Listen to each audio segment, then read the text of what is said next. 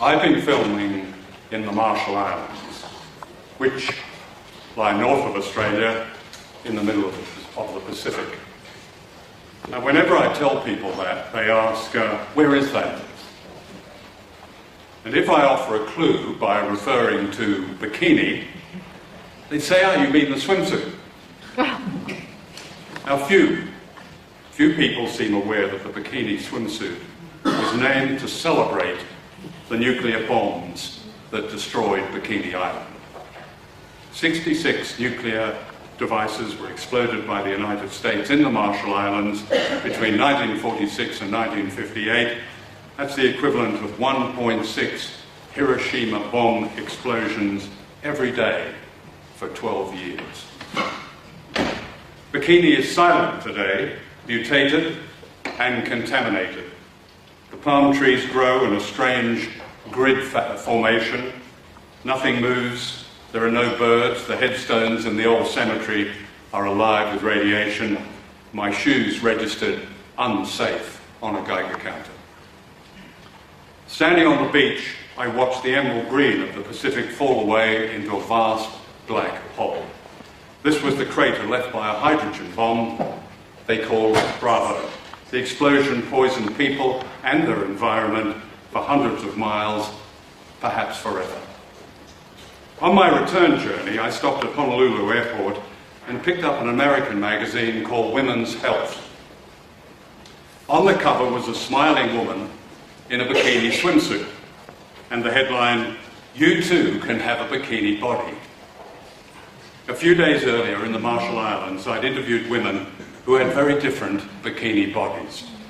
Each had suffered thyroid cancer and other life-threatening cancers. Unlike the smiling woman on the cover of the magazine, all of them were impoverished, all of them the victims and guinea pigs of a rapacious superpower that is today more dangerous than ever. Now, I relate this experience really as a warning and to try and break a silence, rather to break a distraction that has consumed so many of us. The founder of modern propaganda, Edward Bernays, described this distraction, I quote, as, and I quote, the conscious and intelligent manipulation of the habits and opinions of democratic societies. He called it an invisible government. Now, we're meeting this evening on the campus of a great university, storehouse of knowledge, surely a centre of debate and free speech. But how many studying here are aware of the story of bikini and its critical relevance to their lives today? How many are merely trained to respect propaganda? How many of us are aware that a world war has already begun? True, at present it's a war of propaganda, of lies and distraction, and of censorship by omission. That can change overnight. Let me give you one example of this propaganda. In 2009, President Obama stood before an adoring crowd in the centre of Prague, in the centre of Europe, and he pledged himself to make, and I quote, the world free from nuclear weapons. People cheered and some cried. A torrent of platitudes flowed from the media. Obama was awarded the Nobel Peace Prize. It was all fake. He was lying. The Obama administration almost immediately launched a program to build more nuclear weapons, more nuclear warheads, more nuclear delivery systems, more nuclear factories. Nuclear warhead spending alone rose higher under Obama than under any other American president. The cost over 30 years is estimated at $1 trillion. A mini nuclear bomb is planned. It's known as the B-61 Model 12. Sounds like a Volkswagen. There's never been anything like it. One of America's top generals, General James Cartwright, the former head of the Strategic Air Command, has said, and I quote him, "Going smaller makes this nuclear weapon more thinkable." In the last 18 months, the greatest build-up of military forces since World War II, led by the United States, is taking place along Russia's western frontier. Not since Hitler invaded the Soviet Union have foreign troops presented such a demonstrable threat to Russia. Ukraine, once part of the Soviet Union, has become a CIA theme park. Having orchestrated a coup in Kiev, Washington effectively controls a regime that's next door and hostile to Russia, a regime rotten with Nazis. Literally, prominent parliamentary figures in the Ukraine are the political descendants of the notorious anti-Semitic OUN and the UPA fascists. They openly praise Hitler and call for the persecution and expulsion of the Russian-speaking minority. That's not what you read, of course, in the news. In Latvia, Lithuania and Estonia, on Russia's frontier, the US military is permanently deploying combat troops, tanks, weapons. Now, this extreme provocation of the world's second nuclear power, Russia, is met with silence in the West, especially in Australia, the most silent of all, the land of willful ignorance. What makes the prospect of nuclear war even more dangerous is a parallel campaign, propaganda campaign, against China.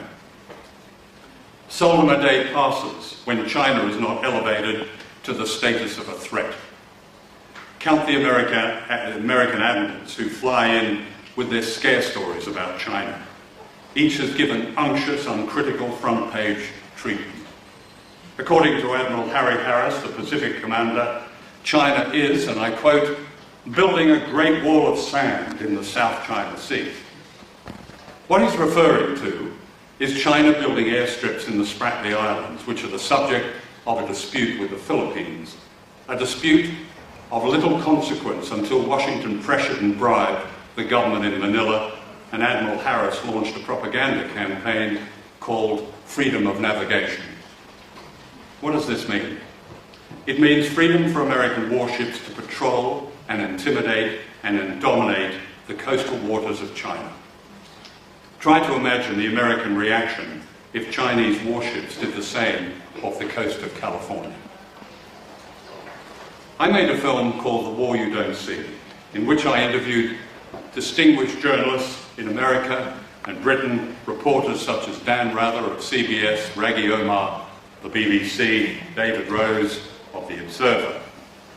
All of them said that had journalists and broadcasters done their job and questioned the propaganda that Saddam Hussein had weapons of mass destruction, had they not amplified and echoed the lies of George W. Bush and Tony Blair, the invasion of Iraq might not have happened, and hundreds of thousands of men, women, and children would be alive today.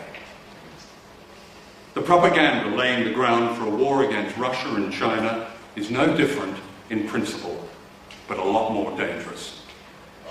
Name a single journalist in Australia, an academic, a politician of any party, who has publicly and vociferously asked why China is building airstrips in the South China Sea. The answer ought to be glaringly obvious. The United States is encircling China with a network of bases, ballistic missiles, battle groups, nuclear-armed bombers. This lethal arc extends from right here in Australia to the islands of the Pacific, the Marianas, the Marshalls and Guam, to the Philippines, Thailand, Okinawa, Korea, and right across Eurasia to Afghanistan and India and Pakistan. Look at the map. America has hung a noose around the neck of China. Australia, in America's pocket, is beckoning war with our greatest trading partner. Incredibly, none of this is news. Censorship by omission, silence by media, then war by media. In 2015, in high secrecy, Washington and Canberra staged the biggest single air-sea military exercise in history, known as Talisman Sabre. Its aim was to rehearse an air-sea battle plan, blocking sea lanes such as the Straits of Malacca and the Lombok Straits that cut off China's access to oil, gas, and other vital materials from the Middle East and Africa. Silence. In the circus known as the American presidential campaign, Donald Trump is being presented as a lunatic, a fascist. He's certainly odious, but he's also a media hate figure, and that alone should arouse our skepticism. Trump's views on migration are grotesque, but no more grotesque than those of David Cameron or Tony Abbott or a couple of serving ministers in the current Turnbull government.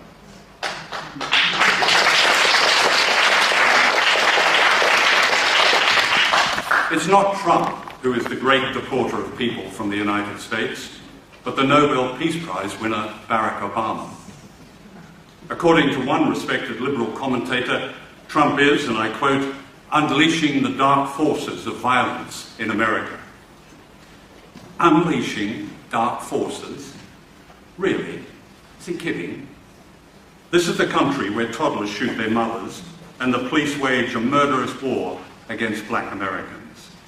This is the country that has attacked and sought to overthrow more than 50 governments, many of them democracies, and bombed from Asia to the Middle East, causing the deaths of untold numbers of people. No country can equal this record of violence. It's systemic. And most of America's wars against defenseless countries have been launched not by Republican presidents, the Trumps, but by liberal Democrats, Truman, Kennedy, Johnson, Carter, Clinton, Obama.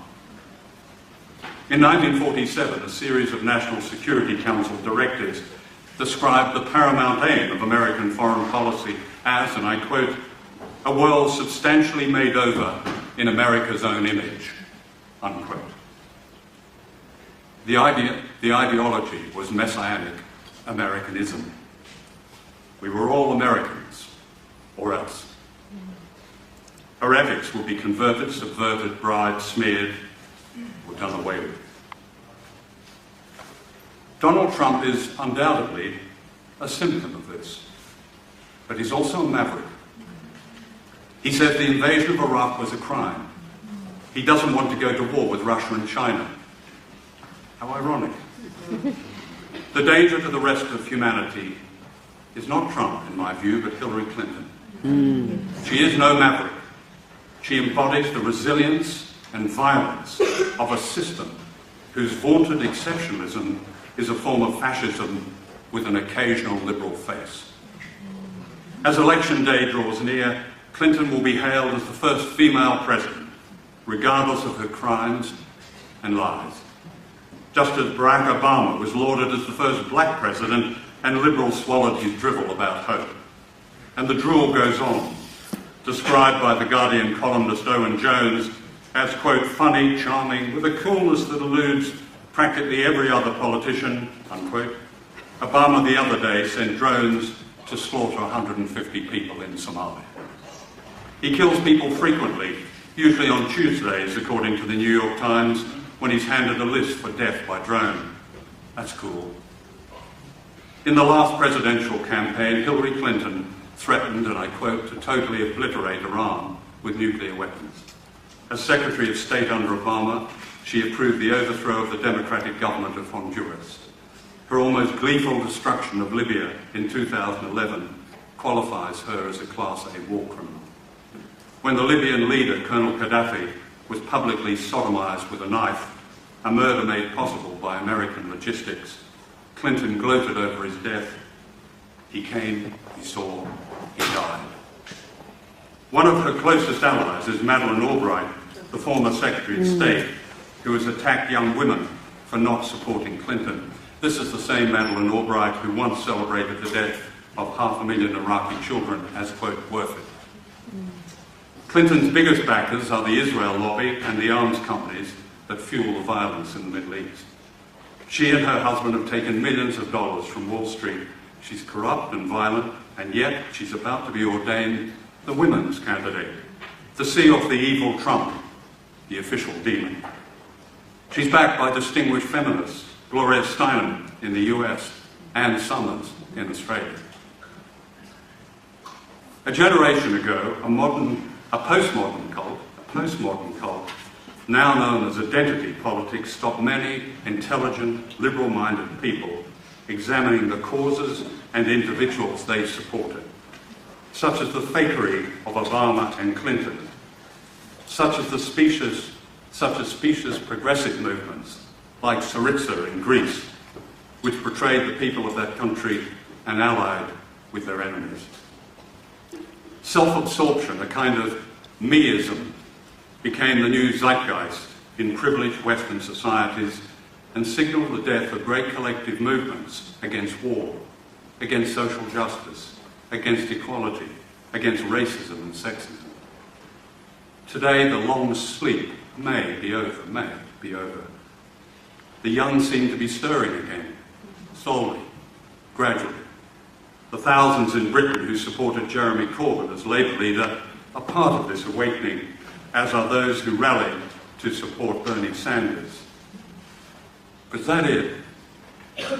In Britain last week, Jeremy Corbyn's closest ally, his shadow treasurer, John McDonnell, committed a Labour government to pay off the debts of piratical banks and to continue so-called austerity.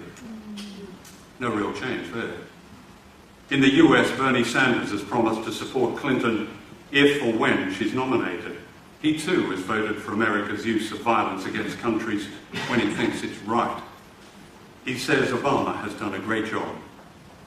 No real change there. In Australia, we have a kind of mortuary politics in which barren parliamentary gains are played out in the media while refugees and Indigenous people are persecuted and inequality grows, along with the danger of war. The Turnbull government has just announced the so-called defence budget of $195 billion. That is a drive to war. There was no debate, none. Silence. Why? In Australia, as in most Western countries, there's now a permanent government with two main competing factions whose social, economic and foreign policies are almost identical. Elections are now theatrical episodes in which copycat policies are ratified. As in war by media and silence by media, we now have democracy by media, and that's fake too. What has happened to the great tradition of popular direct action? Where is the courage, political imagination and commitment required to begin the long journey to a better, just and peaceful world? Where are the acclaimed artists, writers, playwrights, filmmakers in Australia? Perhaps enjoying their federal and state government prizes and patronage. For they're silent too. Of course, there are very honourable exceptions, including those who sponsored this meeting tonight and those who have fought tenaciously for justice for refugees, and those who fought tenaciously for justice for Indigenous people, and those who last week exposed the Baird government's attacks on the right to protest and of free speech. What they showed was that real dissent is becoming a crime. And that is the challenge for everyone here tonight. They, governments, elites, those who seek to control our lives, must not get away with it. Break the silence, or do we wait until the first nuclear missile is fired? Thank you.